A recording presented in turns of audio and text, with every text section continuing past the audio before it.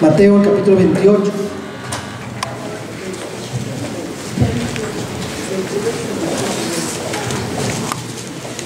Y vamos a leer de los versículos 18 al 20. Mateo 28, del 18 al 20.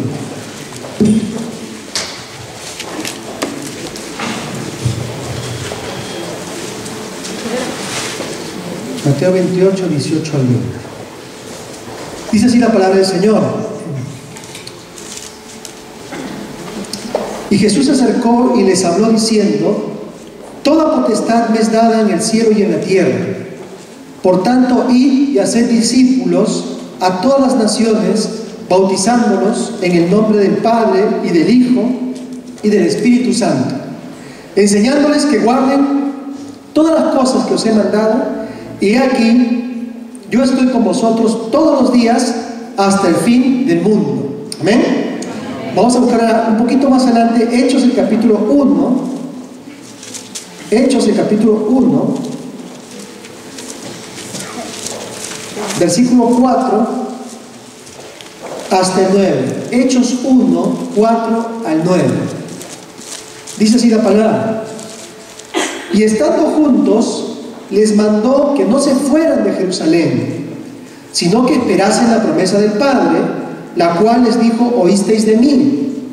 Porque Juan ciertamente bautizó con agua, mas vosotros seréis bautizados con el Espíritu Santo dentro de no muchos días.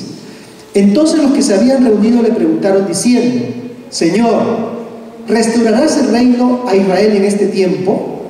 Y les dijo: no os toca a vosotros saber los tiempos o las sazones que el Padre puso en su sola potestad, pero recibiréis poder cuando haya venido sobre vosotros el Espíritu Santo, y me seréis testigos en Jerusalén, en toda Judea, en Samaria y hasta lo último de la tierra. Y habiendo dicho estas cosas, viéndolo ellos, fue alzado y le recibió una nube que lo ocultó de sus ojos. Vamos a orar. Señor, háblanos con tu palabra, Dios. Toca nuestros corazones, Señor. Llénanos de ti. Padre, necesitamos alimentarnos, Señor. Necesitamos de este pan, Señor bendito. Muchas gracias. En Jesucristo oramos. Amén. Amén. Bien, el día de hoy quisiera centrarme en algunas palabras que Jesús dijo luego de haber resucitado de entre los muertos.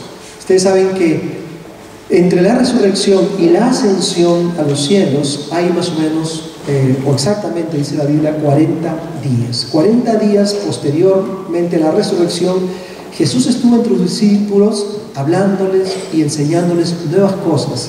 Y entre estas, el Señor les dio una gran misión. Una misión esencial para que la iglesia cristiana permaneciese a través de todos los siglos y para la bendición de la humanidad. El Señor les dijo que hicieran discípulos en todas las naciones, y hacer discípulos a todas las naciones.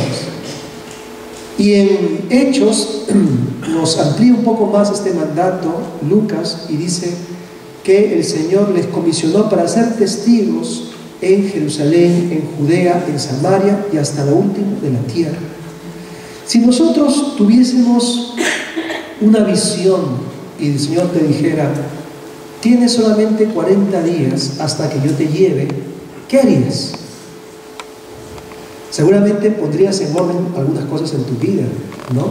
Ya esos detalles y esas minucias las dejarías a un lado y te dedicarías realmente a hacer y a decir cosas que fuesen fundamentales, por ejemplo, para tu familia, ¿no? Darías encargos, etcétera, harías algunas cosas que han estado ahí pendientes porque considerarías que son esenciales. Pues bien, las palabras de Jesús posteriormente a su resurrección y a su ascensión tenemos que escucharlas con suma atención.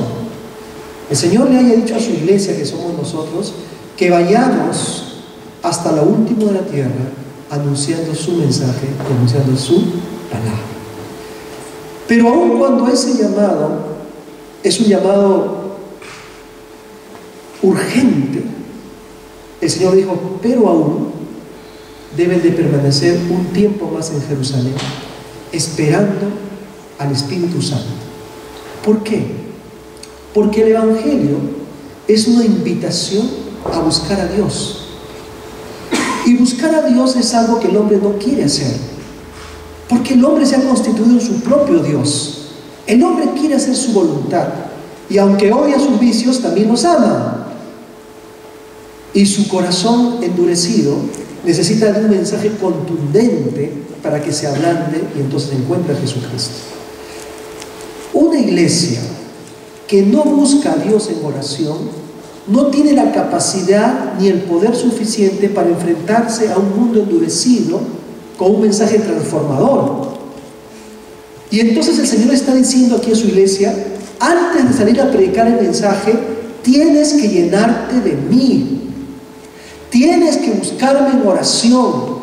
Tienen que juntarse a buscar mi rostro, y cuando seáis llenos del Espíritu Santo, entonces seréis capaces de ir afuera y predicar el Evangelio. Yo no sé cuántas veces te ha ocurrido que has intentado predicar y te has encontrado una pared tremenda, y entonces has dicho: uy, la gente es tan dura que no se le puede predicar. Y si a lo mejor es que no tengo lo suficiente de Dios en mí que me permita llegar a su corazón, y si es más bien esa la situación, y si la situación es más bien que no buscamos al Señor en oración unidos como pueblo, y por eso carecemos del poder para quebrantar los corazones, es también una posibilidad. Y entonces, frente a esta demanda que hay en el mundo, frente a esta necesidad que hay en el mundo de Dios, como iglesia nosotros somos llamados a buscar al Señor en oración.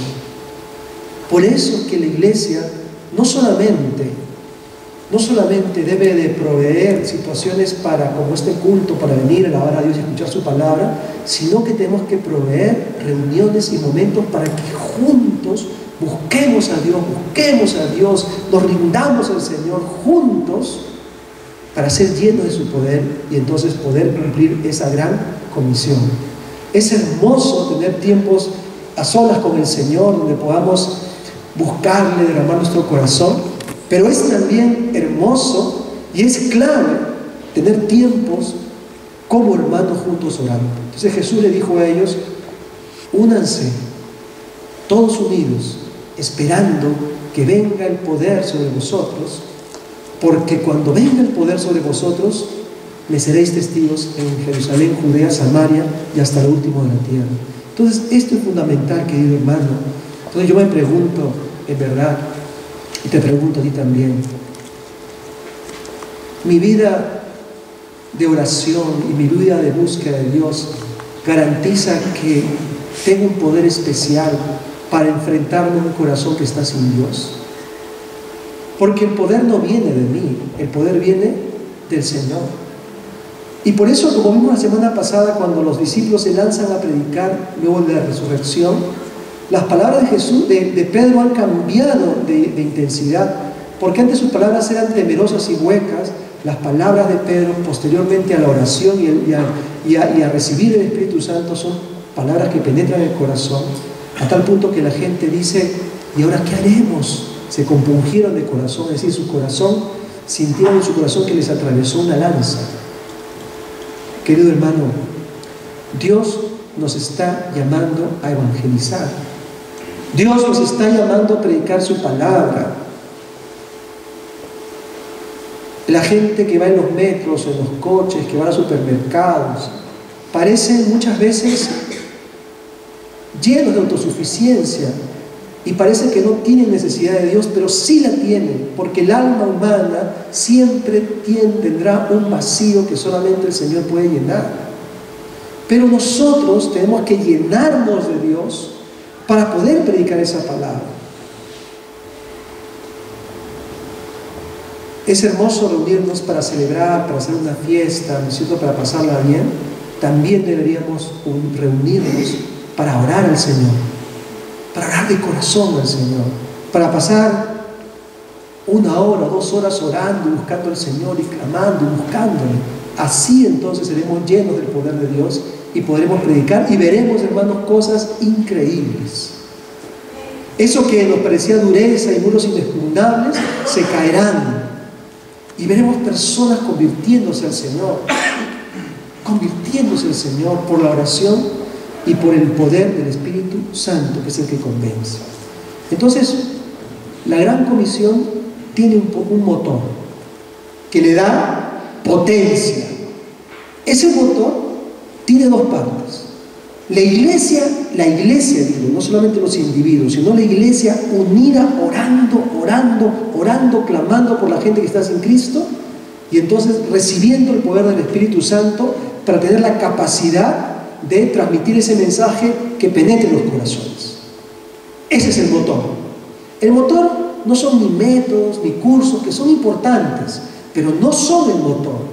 El motor es la oración y el Espíritu Santo, capacitándole a uno para hablar la palabra del Señor.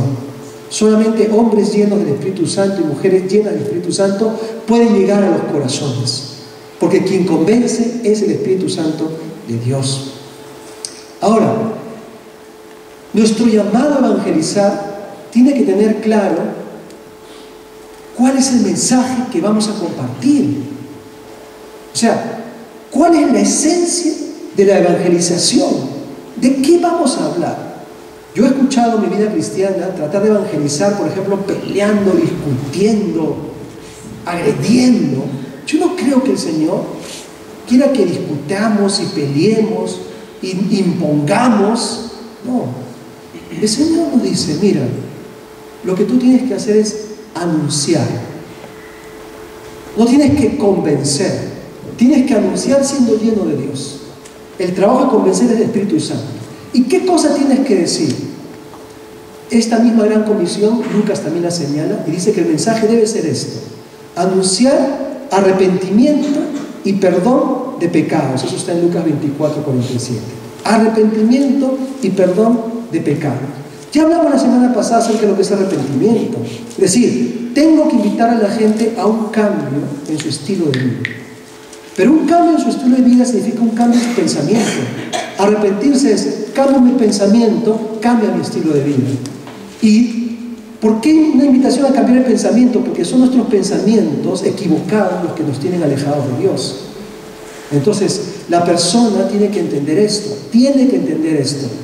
La forma como has estado llevando tu vida, que te ha traído tantas desgracias y problemas, ansiedades, tiene o necesita ser desplazados esos pensamientos que te han llevado a todo eso y ser reemplazados por el Evangelio de Jesús. Una vez que entiendas que lo que la gente llama problemas son pecados, transgresiones de la ley de Dios, tienes entonces que tomar una decisión. O sigues viviendo así, o te das la vuelta de una vez y buscas a Dios. Ese es el llamado. No solo es el llamado, bueno, abre tu corazón a Cristo y acéptale y recíbele, sino que es un llamado al estilo Jesús. El Evangelio es: hay que arrepentirnos de nuestros pecados. Arrepentimiento, cambio de pensamiento, que se nota en un cambio de vida. Pero no solamente arrepentimiento, sino es y perdón. O sea, el mensaje es arrepentimiento y perdón. Y el perdón también tiene dos caras. Porque el perdón significa limpieza de esos pecados y liberación de esos pecados.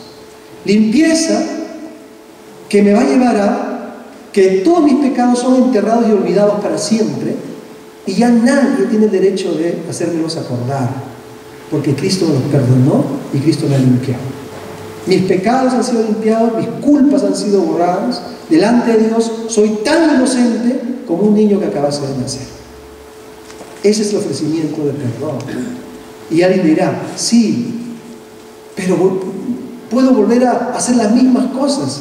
No, porque el perdón, así como trae limpieza, trae también liberación. O sea, decirle a la gente: mira, es que cuando tú vienes al Señor y decides que Dios cambie tu vida, y tú decides cambiar la dirección de tu vida, el Señor te perdona y te va a dar el poder para ya no repetir tus mismos errores. Eso es liberación. Perdón, en el original viene una palabra que significa tirar una flecha. Así como la flecha queda liberada del arco y sale con una potencia tremenda, entonces el perdón significa que ese arco que me tiene a mí atrapado y atado es roto, o yo soy soltado de una forma poderosa, y entonces soy liberado de una vida terrenal vacía donde no estaba el Señor. Tenemos que predicar eso. La predicación no es machacar a la gente su pecado, su pecado, su pecado y dejarla ahí tirada. No, la predicación es, mira, no hemos estado haciendo bien las cosas, hemos vivido de espaldas a Dios, pero en Dios hay perdón y en Dios hay reconciliación, hay amor.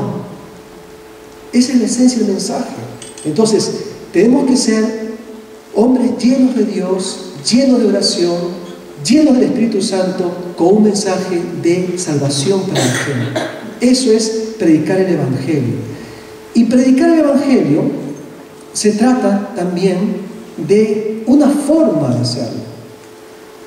Hay muchas formas de predicar el Evangelio. Puede ser a través de un libro, de una revista, a través de la internet, pero la verdad de las cosas es que la forma por excelencia de predicar el Evangelio es el anuncio, justamente la predicación.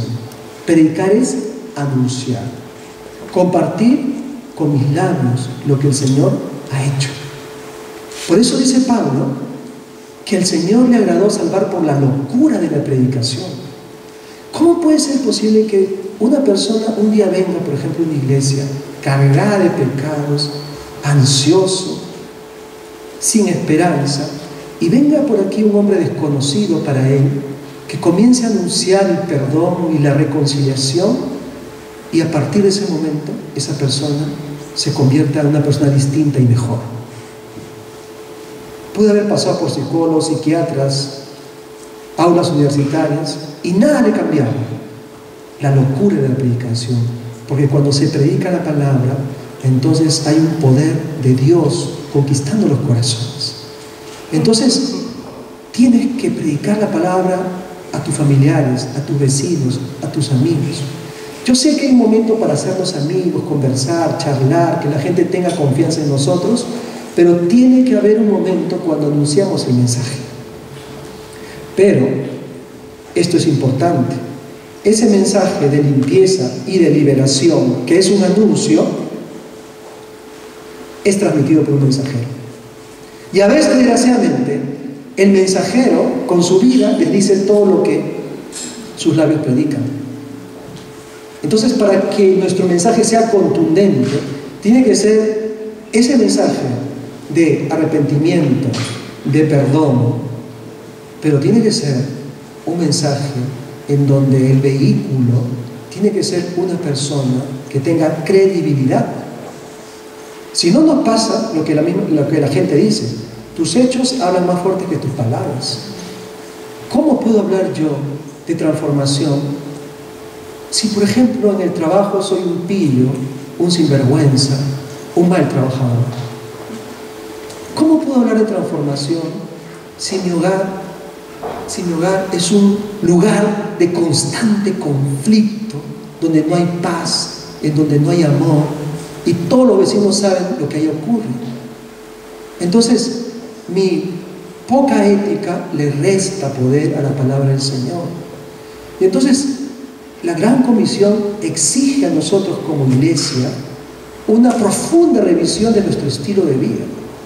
Ahora, no vale la excusa de decir, bueno, como yo estoy mal, entonces no voy a predicar. Porque eso es como si alguien dijera, bueno, como no he estudiado, no voy a dar el examen. No, porque tengo que dar el examen, voy a estudiar. Porque el Señor me ha llamado a evangelizar, y es una gran responsabilidad y un gran privilegio como hijo de Dios. Entonces me voy a preparar lo suficiente delante de Dios para poder transmitir ese mensaje. Hermano, si yo no estoy anunciando y predicando la palabra del Señor, te lo digo así, estoy en falta delante de Dios. Porque el Señor nos ha llamado para ser sal y luz en este mundo. Este mundo, en cierta medida, es como la carne, que si no se cuida, se pudre. La sal tiene ese efecto de conservar la carne. Nosotros somos la sal de este mundo. Si nosotros vivimos realmente el Evangelio, vamos a evitar que este mundo se siga pudriendo, por lo menos nuestra familia, por lo menos nuestro barrio, por lo menos la gente que está a nuestro alrededor. Nosotros somos esa luz, ese candelabro que habló Jesús, que no se puede poner debajo de la mesa. Nadie enciende una luz y la oculta. La luz está ahí para alumbrar. Entonces la gran comisión es un llamado a la iglesia y a los miembros de la iglesia a dejar de mirarse a sí mismo todo el tiempo, y yo y mis problemas, y yo y mis dificultades, y yo y mis angustias, y mirar hacia afuera y decir, todos esos no tienen Jesucristo. Y el Señor nos ha dado una gran responsabilidad, que es un gran privilegio, y somos llamados a transmitirles el mensaje de Jesús. Y entonces ahí tengo que pensar, y bien, ¿y cómo está mi vida entonces? ¿Cómo está mi vida? Porque si voy a transmitir y comunicar el mensaje del Señor, este gran mensaje que Dios me ha dado de transformación, tiene que encontrar en mí un vaso que lo ha experimentado, que lo ha vivido y que tiene autoridad para hablar y para decirlo. Y si me doy cuenta en eso, que no la tengo, no hay que excusarse, sino decir, Señor, vengo a ti para ser digno de compartir esa tu palabra. Hermano, esta es la gran comisión. Para esto nos salvó el Señor también, para anunciar su mensaje. Es la locura en la predicación. Entonces el mensajero tiene el llamado de ser sal y luz. Y ese mensajero tiene que tener bien claro que muchas veces no le van a aplaudir por predicar la palabra. Tú a veces te acercas a alguien queriéndole hacer un bien, quieres predicar la palabra, quieres transformación, y un poco más y te linchan, ¿no es cierto? ¿Sabes por qué? Porque ahí en Hechos que hemos leído, Jesús le dice a sus discípulos, y me seréis testigos. Es muy interesante que la palabra testigo en griego es mártir, y me seréis mártires. El testigo vino a ser equivalente al mártir, es decir, al hombre capaz de llevar el mensaje de Jesucristo hasta las últimas consecuencias, aun cuando su vida se perdiera y le matasen y muriese por eso. Testigo era sinónimo de mártir en los primeros tiempos de la iglesia cristiana. Y entonces este mensaje no nos va a hacer populares siempre. Puede levantarse mucha oposición contra nosotros, pero bendito sea el Señor, porque Jesús dijo que si por hacer su obra o predicar su palabra dicen toda clase de mal contra nosotros, mintiendo, somos como los profetas. Estamos en la misma línea de los profetas y somos bienaventurados. Entonces, hermano, nuestro llamado es a predicar aún en medio de oposición y persecución, porque somos testigos de Jesús. El Señor ha dicho, el que a vosotros recibe, a mí me recibe, dice el Señor. El que a vosotros rechaza, a mí me rechaza. Así que si por causa de predicar la palabra del Señor, tú padeces persecución, padeces sufrimientos, bienaventurado eres, porque estás en el camino del Señor. Pero esa persecución y padecimiento que hoy te cuesta lágrimas, un día te traerá mucho regocijo, te traerá muchas alegrías al ver esos frutos que Dios te da en el Señor. Y para acabar, ¿cuál es el propósito del mensaje? No es solamente la predicación en sí, sino que el gran propósito es hacer de las personas no solo meros creyentes, sino discípulos. Es ir y hacer discípulos. Un discípulo es un seguidor. Nosotros no hemos terminado nuestra tarea como iglesia si solamente somos creyentes, pero seguimos viviendo sin seguir a Jesús. El discípulo es un seguidor. El seguimiento de Jesús es el fin. Y ese seguimiento y ese discipulado se hace a través de la enseñanza.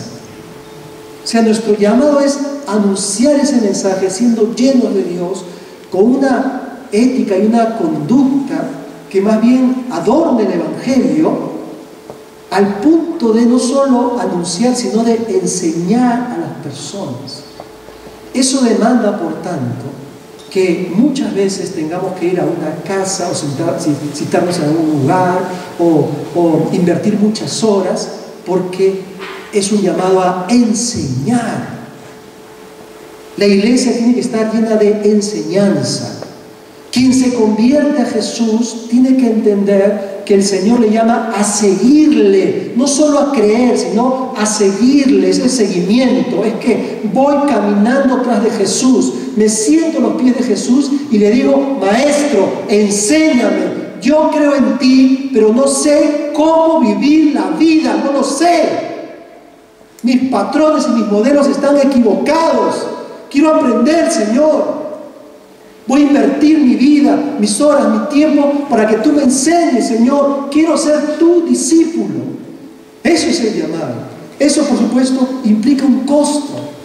Claro que sí implica un costo para quien quiere ser discípulo y para quien se convierte en un discipulador, en quien predica la palabra del Señor. Pero ese es el llamado. Y dice Jesús: y me seréis testigos y haréis discípulos desde Jerusalén, Judea, Samaria, hasta lo último de la tierra. Algunos van a la iglesia porque queda en la esquina de su casa. O sea, su idea del cristianismo es la comodidad.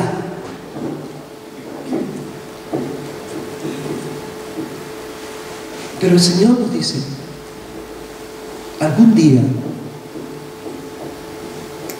por mí, puede ser que te vayas muy lejos de tu casa a predicar la palabra del Señor, a invertir tu vida, a predicar de mí. Quizás hay lugares donde no hay nadie que lo haga. Algunos dicen: bueno, vamos a predicar aquí y cuando terminemos de convertir a toda Fuenlabrada, recién vamos a pensar en Junquera. No, este es un trabajo simultáneo. Es decir, Jesús dice: mientras vais predicando en Jerusalén, también puedes ir predicando en Judea, en Samaria y hasta lo último de la tierra. Entonces nuestra visión tiene que ser mucho más grande. Decía Simpson, el fundador de la Alianza, algunos cristianos tienen esta visión de la vida cristiana: tener una bonita casa, tener allí una finca donde tengo mis animalitos, mis pollitos, me doy de comer, tengo mi caballo. Esa es su visión de cristianismo. Cuando hay millones de personas que no tienen quien les predique la palabra del Señor. O sea, su visión es mi comodidad. Claro, como ya alguien se sacrificó y me predicó a mí, qué bien. Pero el llamado del Señor es hasta el último de la tierra. Allí donde menos te imaginas. Quizás muy cerca en tu Jerusalén. La Jerusalén es la familia, se dice. Hay alguien que te necesite, seguro que sí. También en Judea, un poco más allá. En Samaria, mucho más allá. ¿Quién sabe si hoy hay gente en Extremadura, si hoy hay gente en Guadalajara o en Badajoz diciendo: ¿quién me podrá ayudar? ¿Quién me podrá sacar de esa desesperación? ¿Dónde está la respuesta? Para eso está la iglesia del Señor. Jerusalén, Judea y hasta lo último de la tierra, dice el Señor. Así que ese es nuestro llamado, hermano, nuestro llamado bendito. Quizás tú no lo sabes, pero posiblemente tú seas cristiano porque alguien hizo un gran sacrificio, alguien trabajó duro para predicarte el Evangelio. No te quedes con la bendición, transmite esa bendición y lleva esa bendición también a otros. Y con esto acabo. Ese llamado a ir y a ser discípulos es un estilo de vida. Jesús dice en realidad: mientras vais oyendo por el camino, id y hacer discípulos. Es decir, no necesitas ser un misionero profesional para predicar. Mientras vas, o sea, cuando te subes al metro, ora, intenta contactar y predicar. Cuando vas de paseo, cuando vas a tu trabajo, cuando vas al deporte, cuando vas a comer, mientras vas, predica, haz discípulos. Si vais por el camino, id predicando la palabra del Señor. Eso fue justamente lo que ocurrió en Hechos y por eso se extendió la iglesia de Cristo. Es un estilo de vida. Es decir, mi estilo de vida tiene que ser: soy un predicador, soy un evangelista, soy un hombre puesto en esta tierra para transmitir el Evangelio. Mi vida tiene que ser un evangelio. La gente que no lee los evangelios, al leer mi vida, tiene que encontrar la vida de Jesús en mí. Tu vida es una carta, tu vida es un evangelio.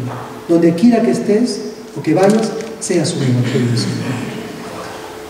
Hermanos, la predicación, la evangelización y las misiones en busca de la gente sin Cristo implica en nosotros finalmente lo que pongo ahí en el punto C: ir, orar y dar. Hay quienes irán, hay quienes orarán, llorarán y clamarán por ese que va, por ese que sale. Pero en realidad todos tenemos que ir de alguna manera, y todos tenemos que orar, y todos tenemos que dar. Yo le digo a veces, acá hablo con el Señor, digo: Señor, si tuviéramos más recursos económicos, ¿cuánto bien podríamos hacer? Porque conozco gente que estaría dispuesta a servir al Señor todo el tiempo, salvando, predicando, enseñando, si pudiéramos apoyarlos en lo más básico, en lo más esencial. Así que este es un llamado, una demanda tremenda, porque hablamos de la salvación de las almas, de la humanidad por la cual vino Jesús a morir. Entonces, esto es lo que Jesús nos dio en sus últimas palabras, poco antes de ascender a los cielos. Miren, hijos míos, mirad, iglesia amada, id a todas las naciones de hacer discípulos. Que el Señor nos conceda la bendición, hermano, de cumplir y de obedecer su llamado, ¿no es cierto? Como iglesia. Yo creo que una de las cosas más hermosas en la vida es que alguna vez podamos tener a alguien de quien podamos decir: es mi hijo espiritual. No solo le prediqué, sino que además le enseñé, y el Señor me permitió formarlo. Es un hijo de Dios, también puedo considerarle mi hijo en la fe. Ese es el llamado: hijos en la fe. ¿Amén? Bueno, vamos a orar, vamos a pedir al Señor, vamos a orar todos. Voy a pedirle a Miguel que venga aquí, que vamos a orar al Señor. Padre Santo, Dios, Señor, posiblemente somos un cúmulo de defectos y de imperfecciones, Señor. Pero sabes tú, Señor, y conoces tú nuestro corazón. Corazón que quiere servirte, corazón que quiere amarte, corazón que quiere predicar. Y si no fuese ese nuestro corazón, Señor, te pedimos hoy que nos transformes. Porque no hay nadie, Señor, no hay nadie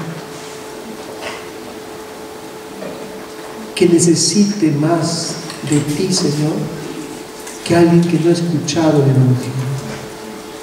Porque vive sin Dios y sin esperanza en este mundo. Jesús, llámanos, Dios, a vivir este estilo de vida. No sé si el día de hoy aquí hay alguien que esté lejos de Dios, que no tenga a Dios en su vida, en su corazón. Yo he hablado de evangelizar y de predicar. Eres tú el objeto de esa predicación y de ese amor de Dios. Y si el día de hoy quieres ponerte a cuentas con Dios y quieres empezar una nueva vida con Dios, tienes que decírselo al Señor. Decirle al Señor que te arrepientes de haber vivido lejos de Él, que le necesitas y que te dé una vida nueva y renovada. Y tienes que orar así al Señor con tus propias palabras y con un corazón abierto y sincero. Si tú quieres eso, yo el día de hoy quisiera orar por ti. Quisiera orar por ti desde aquí, allí al lugar donde tú estás. Si tú quieres ir a Dios, yo voy a orar por ti desde aquí. Pero quiero pedirte una cosa, que sé que no es fácil. Quiero pedirte que te pongas de pie. Y poniéndote de pie dirás: yo quiero ser un seguidor de Jesús. Quiero que el Señor cambie mi vida y cambie mi corazón. Si está esto en ti, ponte de pie. Quiero orar por ti.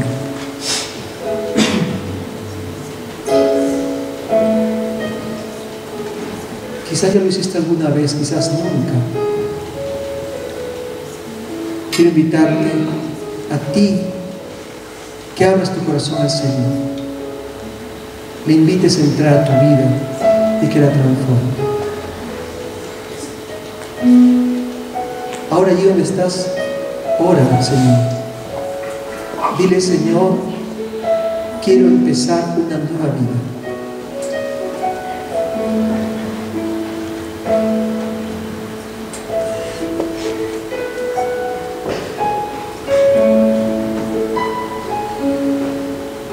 ¿Habrá alguien más? Todos orando. Amén. Quizás estés luchando ahí en tu lugar.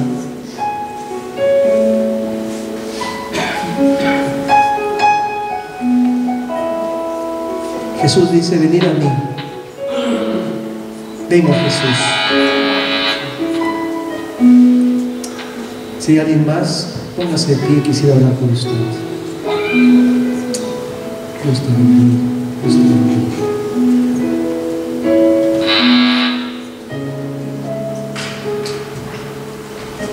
Padre Santo, Señor,